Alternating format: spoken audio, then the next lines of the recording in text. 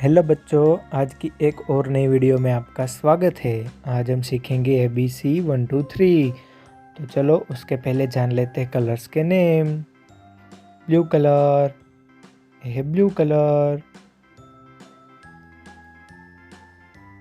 Orange colour, ये है orange colour. Green colour, ये है ग्रीन कलर। ये है A, green colour. A for ambulance, A for aeroplane.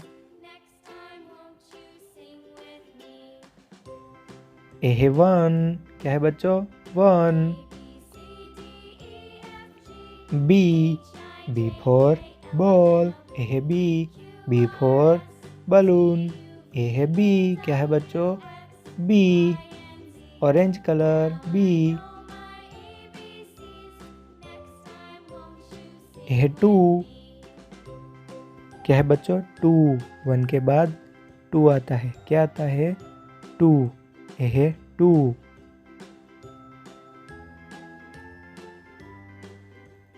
A है सी, क्या है बच्चों?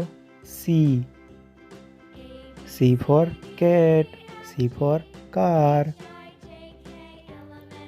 ए है 3, 2 के बाद आता है 3। ए है 3, क्या है बच्चों? 3। Blue colour. थैंक यू बच्चों, वीडियो को लाइक करें, शेयर करें और चैनल को सब्सक्राइब करना मत भूलना। Bye bye.